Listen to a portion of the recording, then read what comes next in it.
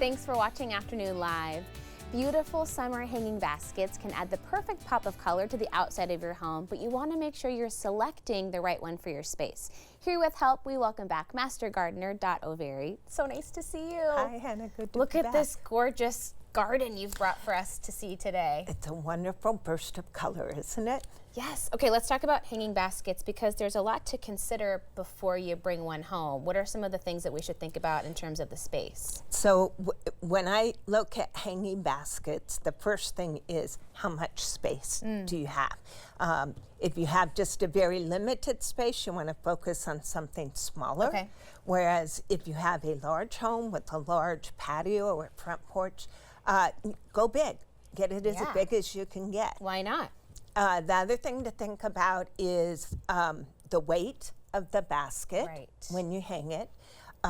Some of these baskets, especially the larger ones, when you water them, get quite heavy. Oh, yeah. So you want to make sure whatever you're going to hang it on is sturdy enough to handle the weight of the basket. A little bit of light engineering involved. Yes, just a little bit of forethought there, yes. And what about light as well? That makes a huge impact, obviously. Huge difference. So I brought 3 examples today. The first one is full sun. Okay. So that one can handle 6 or more hours of sunlight a day. And when you're thinking about light, you want to think about putting all of the plants in that basket with the same light requirements. Okay. So you don't want something that prefers shade in with the full sun. Right. So full sun, 6 hours. The middle one there is kind of part sun, part shade. Okay. That's about 3 to 4 hours of sun Okay. a day. And then this is another full sun one. It can take a little more than the one that's up there. And then the fern is a full shade. Okay. So. And there's lots of design features to consider in terms of the actual basket, but also the shape that the plants take on. Yes. So when we talk about design, the 3 classic terms that we use are thriller, filler, and spiller. That makes a lot of sense. So I also, when I talk about thriller, in my mind, I think pillar, right? Oh, because you yeah. want something that's going to have some height Yeah. in the middle, as well as be eye-catching. And then you need plants that are going to fill in the vacant space. Yes. And then the spiller are the ones that'll kind of cascade over the side. What are some things to think about in terms of maintenance? Let's say you found the right plant, you've got it in the right place. How do you keep it beautiful for as long as possible? So fertilizers are important, and when I create a basket, I usually will use a little bit of a slow release fertilizer. Okay. It'll kind of release its nutrients over 3 to 4 month period. Okay. So basically the summer season.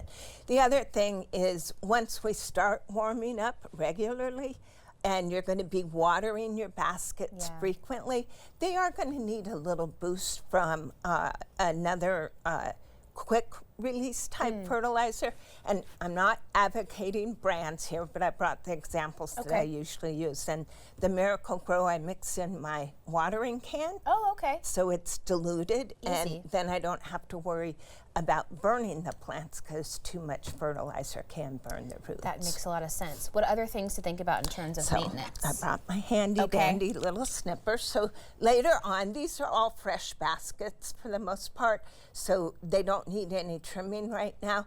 But as the summer goes on and they've been beaten by the heat and the sun, you're going to get some straggly ends and branches that just aren't doing well. So snip them off. Just go for it. Just snip them off. Yeah. And then the other thing is this one right here is a petunia. Oh, yeah. And petunias are beautiful in baskets, but the flowers die, and when they die, they're unsightly.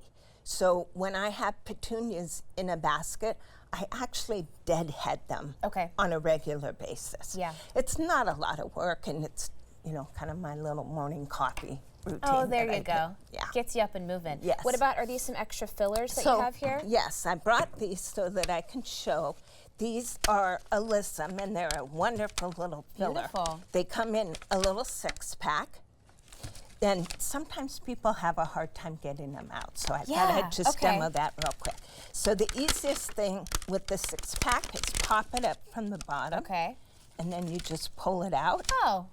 And then you can see that the roots are circulated around, and you want to break those up a little bit before you put them in your basket. Okay. So I just break them up a Give little, them a little zhuzh. and then they'll go in the basket. Oh, like okay. that. Yeah. Not too precious about it. Anything in terms of pest control that we can do? So, master gardeners, we advocate natural methods of pest control. So, the most important thing is to make sure that you've got the right environment for the plant.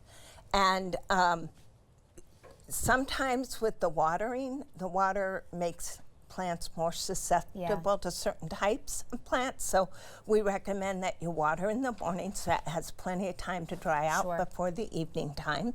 And the other thing is when you're doing your deadheading, just kind of inspect the plant and look for pests that might already be there. Okay. You've got us covered. We're ready for the summer season. Go for it. Always nice to see you. Thank you so Anna, much. you too. Okay, we'll have more information on our website at katu.com. We'll be right back with more Afternoon Live right after this.